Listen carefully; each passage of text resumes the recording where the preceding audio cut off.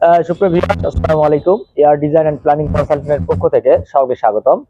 আশা করি সবাই ভালো আছেন। আমরা নতুন একটি ভিডিওতে আপনাদের সবাই স্বাগতম। আপনারা দেখতে পাচ্ছেন আমাদের একটি 2200 স্কয়ার ফিট প্রজেক্টে প্রায় 1100 স্কয়ার ফিট হয়ে গেছে এবং অপর পাশে যে এক্সটেনশন সেই কাজটি আমরা করতেছি। আমাদের এখানে কলমের যে কাজগুলো, সেই কলমের কাজগুলো মোটামুটি সব হয়ে গেছে। এটাকে 5 তলা ভবন। আমি এখন থেকে এই ভিডিওতে দেখার উদ্দেশ্য হচ্ছে এখানে আমি সেপটিক ট্যাঙ্ক এবং সোকুয়েলের সম্বন্ধে আলোচনা করব। এখানে পাশে দেখতে পাচ্ছেন এটি আমাদের সোকুয়েল করা হয়েছে। এটি প্রায় 25 ফিট ডেপথের একটি সোকুয়েল এবং এই সোকুয়েলটা পুরো জলবন্ধ করা আছে, মানে নিচ থেকে পানি আমাদের ফোয়ারা উঠে আসছে।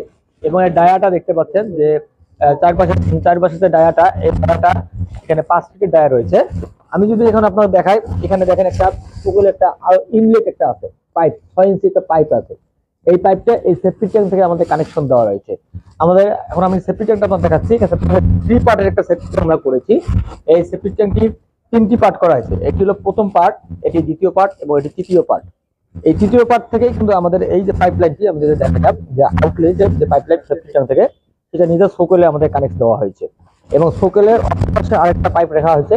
ফিউচারে যদি আমরা এটা ওয়াশ করতে চাই বা কোনো কিছু করতে চাই, আউটলেটের দিকে আমরা আছে, এই দিক দিয়ে আমরা বের করে নিব।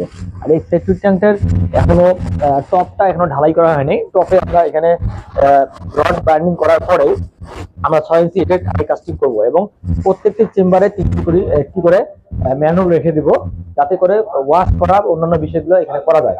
আর সেপটিক ট্যাঙ্কের হাইট এখানে রয়েছে 7 ফিট এবং একটি করে চেম্বার রয়েছে। এটি 4 ফিটের চেম্বার এবং অপর দুটি চেম্বার 3.5 ফিট করে রয়েছে।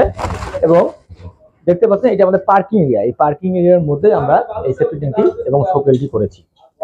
আশা করি যারা আপনারা ভিডিওটি দেখতেছেন অবশ্যই সেপটিক ট্যাঙ্ক সোকেল বেস করার আগে করে নেবেন, তারপরে বেজের কাজগুলো শুরু করবেন। সবাই ভালো থাকবেন। আসসালামু আলাইকুম।